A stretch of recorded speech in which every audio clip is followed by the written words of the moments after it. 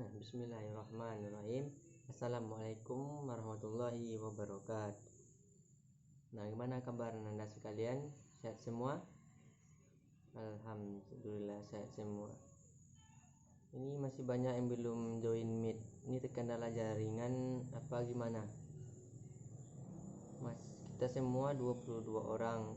Yang join masih 12-an. Masih ada 10 orang. Nah, sembari menunggu teman-teman Ananda, alangkah baiknya kita buka pembelajaran kita ini dengan membacakan doa terlebih dahulu.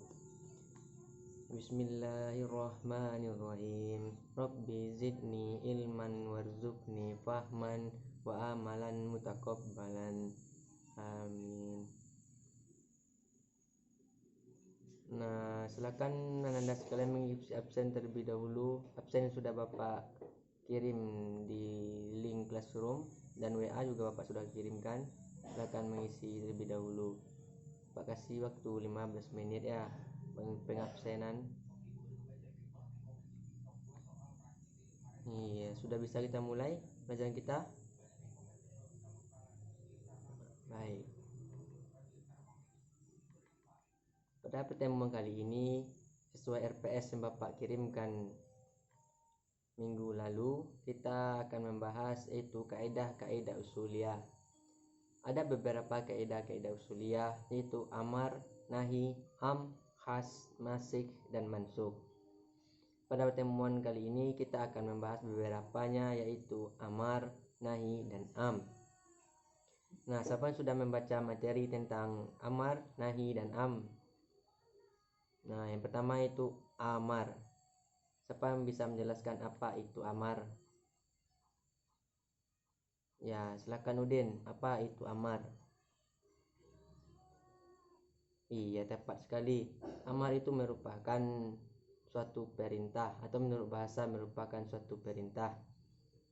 Menurut istilah, amar berarti lafaz digunakan oleh orang-orang yang lebih tinggi derajatnya kepada orang-orang yang lebih rendah untuk meminta bawahannya mengerjakan suatu pekerjaan yang tidak dapat ditolak.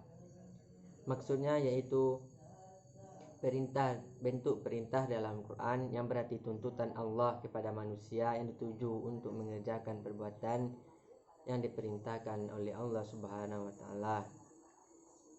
Pokok dari perintah atau amar itu adalah menunjukkan wajib apabila sigat amar itu datang secara mutlak. Nah, dengan begitu siapa yang bisa memberikan contohnya? Contoh dari amar?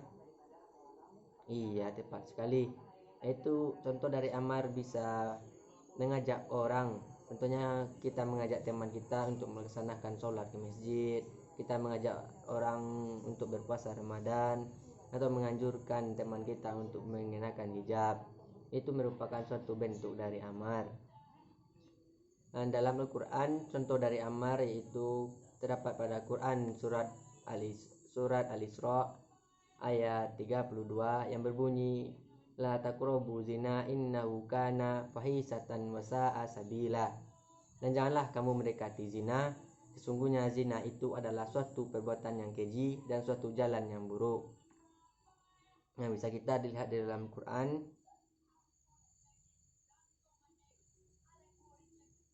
Nah, selanjutnya yaitu nahi. Yang Anda sekalian, siapa yang bisa menjawab apa itu nahi?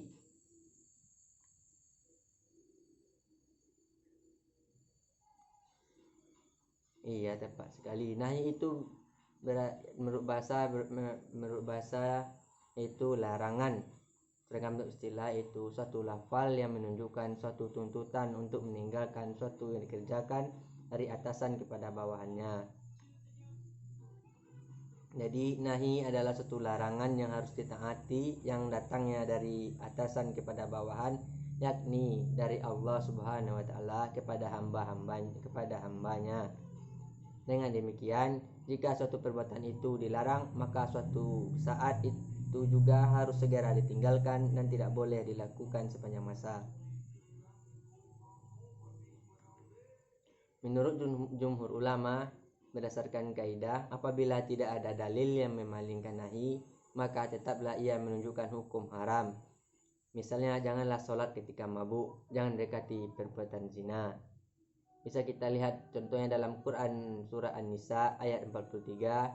Ya ayyuhallazina amanu la takrobu sholata wa antumu sakaro hatta ta'alamu ma takwalau. Bisa dipahami Anda sekalian?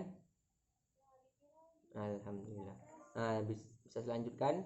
Ini mohon on cam semuanya, kamera dihidupkan biar Bapak tahu keseriusan Ananda dalam menuntut ilmu, ya kan. Selanjutnya al-am. Siapa yang sudah membaca RPS siapa yang membaca materi yang Bapak sudah kirimkan pasti tahu itu al-am. Iya, betul sekali. Al-am itu menurut bahasa itu merata atau bersifat umum. Ulama terdapat beberapa menurut ulama pengertian al-am ini berbeda-beda.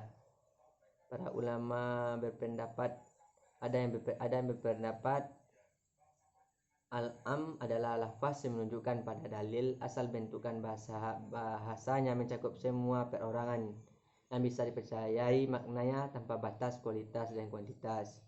Dan adapun menurut ulama Hanafi dijelaskan bahwa al-am adalah setiap lafaz yang mencakup banyak hal, baik itu secara lafaz maupun makna. Dari beragam definisi para ulama di atas, sebenarnya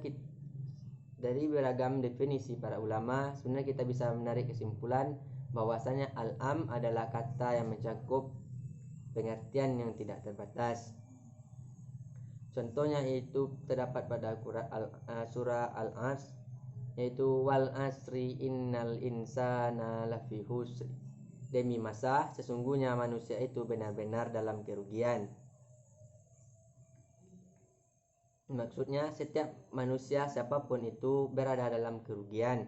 Lalu keumuman ini dikecualikan dengan ayat selanjutnya, yaitu illal ladzina amanu wa amilus solihati wa tawasau bil haq wa tawasau bil sabri.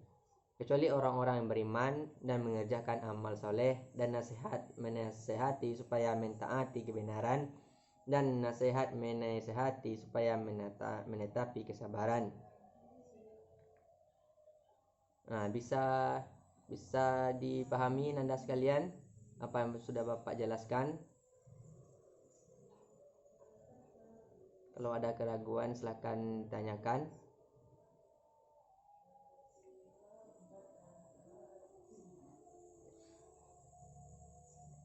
Iya Nanda, tepat sekali. Jadi bisa kita simpulkan amar itu yang berarti perintah, suatu perintah dari Allah Subhanahu wa taala.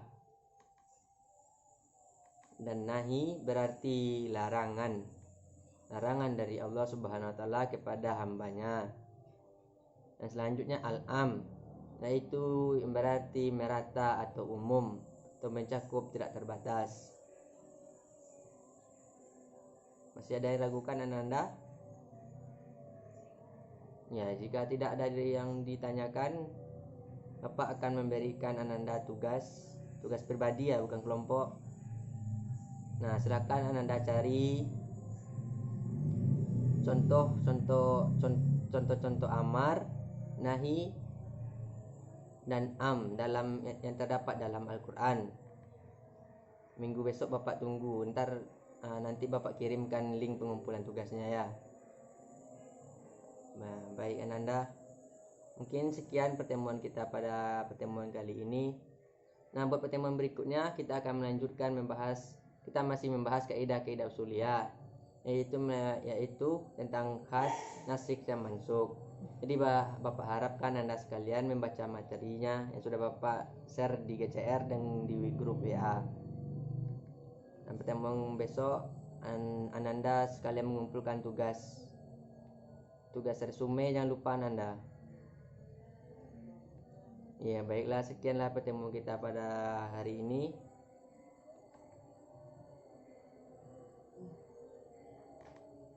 Dan Bapak mohon maaf Jika ada kesalahan, wassalamualaikum warahmatullahi wabarakatuh. Nah, mulai mubarak Nanda.